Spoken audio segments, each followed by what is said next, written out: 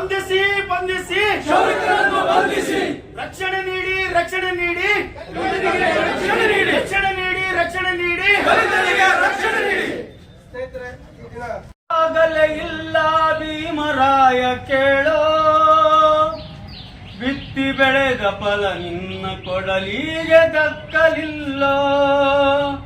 ಜಗದ ನೀತಿ ಬದಲಾಗಲೇ ಇಲ್ಲ ಭೀಮರಾಯ ಕೇಳೋ, ಬಿತ್ತಿ ಬೆಳೆದ ಫಲ ಇನ್ನು ನಿನ್ನ ಕೊಡಲಿಗೆ ದಕ್ಕಲಿಲ್ಲೋ.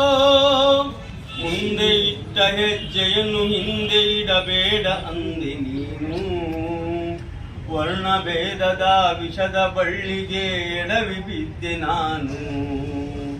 ಭೂಮಿ ಆಳಕ್ಕೂ ಬೇರು ಬಿಟ್ಟಿದೆ ಜಾತಿ ಎಂಬ ಪ್ರಾಂತಿ, ಮೇರು ನೋಟಕ್ಕೆ ಸೋಗು ಹಾಕಿದೆ ಸದ್ಭಾವದ ಕ್ರಾಂತಿ.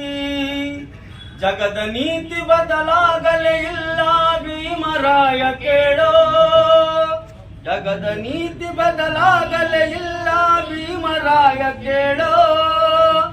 ಮನೆಯ ಒಳಗಡೆ ಒಂದೇ ಎನ್ನುವ ಆಟ ನಡೆಯುವುದು, ಮನದ ಹೊರಗಡೆ ಜಾತಿ ಭೇದವು ಕೊಳೆತು ನಾರುತ್ತಿಯುವುದು.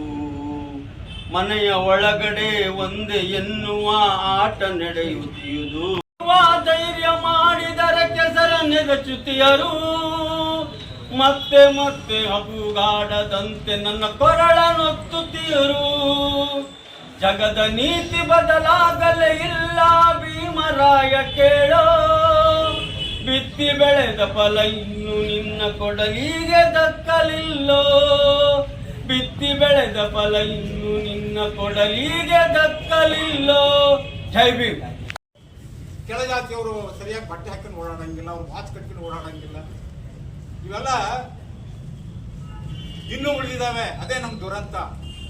ಈ ಅಂಬೇಡ್ಕರ್ ಅವರು ಅವರ ಕಾಲದಲ್ಲಿ ಸ್ವಾತಂತ್ರ್ಯಕ್ಕಿಂತ ಹಿಂದೆ ಕೆರೆ ನೀರನ್ನ ಮುಟ್ಟೋದಕ್ಕಾಗಿ ಸಾವಿರಾರು ಜನ ಸೇರಿ ಅಲ್ಲಿ ಚಳವಳಿ ಮಾಡ್ತಾರೆ, ಕೆರೆ ನೀರು ಮುಟ್ಟೋದಕ್ಕೆ. ಅಂತ ಸ್ಥಿತಿ ಇಲ್ಲ ಇವತ್ತು ಅಂತ ನಾವು ತಿಳ್ಕೊಂಡಿದ್ವಿ. ಆದ್ರೆ ಇವತ್ತು ನೋಡಿದ್ರೆ ಕ್ಷೌರ ಮಾಡಲಿಕ್ಕೆ ಒಬ್ಬ ದಲಿತರಿಗೆ ಇದಿಲ್ಲ, ಅವಕಾಶ ಇಲ್ಲ.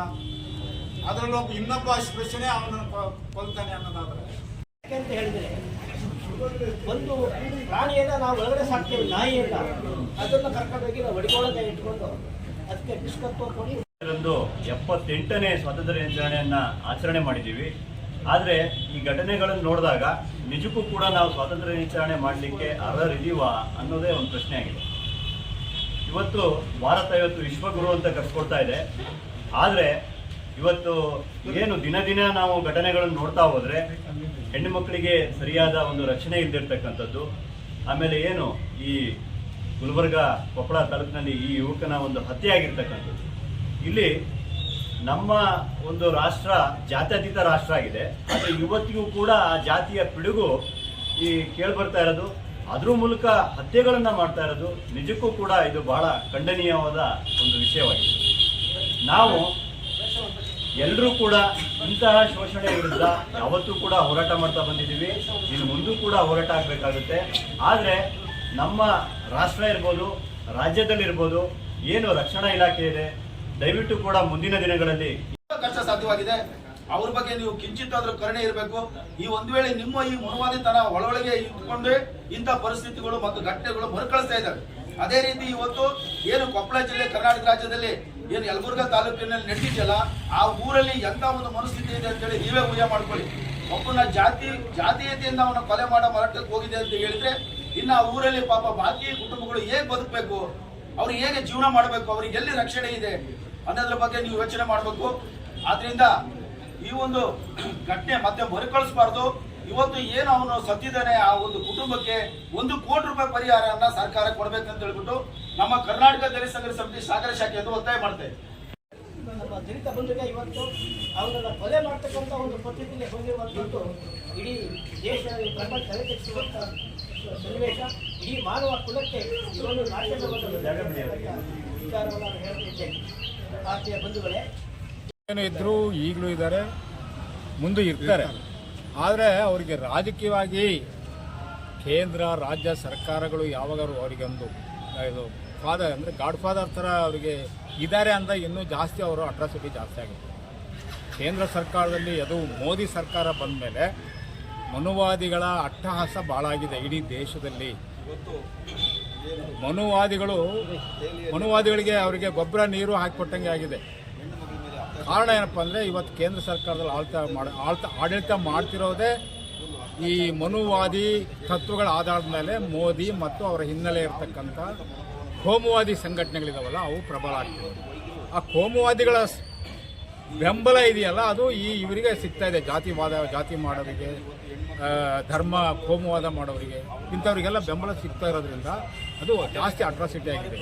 ಅಲ್ಪಸಂಖ್ಯಾತರ ಮೇಲೆ, ಮುಖ್ಯವಾಗಿ ದಲಿತರ ಮೇಲೆ, ಹಿಂದುಳಿದವ್ರ ಮೇಲೆ, ಅವರಿಗೆ ರಾಜಕೀಯ ನಾಯಕತ್ವ ಇಲ್ಲ. ಆದ್ದರಿಂದ ಅದಕ್ಕೋಸ್ಕರ ಅವರು ಪ್ರಬಲರಾಗಿಬಿಟ್ಟಿದ್ದಾರೆ ಕೋಮುವಾದಿಗಳು. ಇದಕ್ಕೆಲ್ಲ ರಾಜಕೀಯ ಕಾರಣ, ರಾಜಕೀಯ ಹಿನ್ನೆಲೆನೂ ಕಾರಣನೇ ಅಂತ ಹೇಳಕ್ಕೆ ಏನು ಇಷ್ಟಪಡ್ತಾ ಇದ್ದೀನಿ ಅಂದರೆ, ನಿಜವಾಗ್ಲೂ ಈ ದೇಶದ ಪ್ರಾಮಾಣಿಕ ಒಬ್ಬ ಪ್ರಜೆ ಅಂದರೆ ದಲಿತರೇ. ಇಲ್ಲಿ ಈ ದೇಶ ಕಟ್ಟಕ್ಕೆ ಎಷ್ಟು ಹೋರಾಟ ಮಾಡ್ಯಾರೆ, ದೊಡ್ಡಕ್ಕೆ ಬೆಳ್ಸೋಕ್ಕೂ ಎಷ್ಟು ಹೋರಾಟ ಮಾಡಿಬಿಟ್ಟಾರೆ. ದಯಮಾಡಿ ನೀವು ನಮಗೆ 57 ಆಗೈತಿ, ನಮಗೆ ಹಕ್ಕು ಸಿಗಲ್ಲ, ಉಳುಮೆ ಹೊಲ್ದೊಡೆಯ ಅಡ್ರೆಸ್ ಸಿಗಲ್ಲ, ಹಿಂದಿಂದ ಯಾವುದೋ ಕಾನೂನಾಗಿರ್ನಲ್ಲ. ಪಾಪ ನೀವೇನು ಮಾಡಿಬಿಟ್ರಿ ಗೊತ್ತಾ, ಇವರೆಲ್ಲ ಹೆಂಗೆ ಬಳಸ್ಕೊಂಡ್ರು. ನೀನು ನನ್ನ ಮನೆ ಆಳಲ್ಲ ಮಗ, ಮಗ ನೀನು, ಇದೆಲ್ಲ ನಿಂದೆ. ಅಮ್ಮ ಅಡುಗೆ ಮಾಡ್ತೈತಿ, ನೀವು ಊಟ ಮಾಡು, ಈ ತೋಟನಿಂದ ಈ ಗದ್ನಿಂದ ಅಂದ್ರು. ರೆಕಾರ್ಡ್ಲಿ ನಿಮ್ದು ಇರ್ನಲ್ಲ. ಹಂಗಿರೋದ್ರಿಂದ ನಿಮ್ಗೆ ಸಿಗ್ನಲ್ಲ.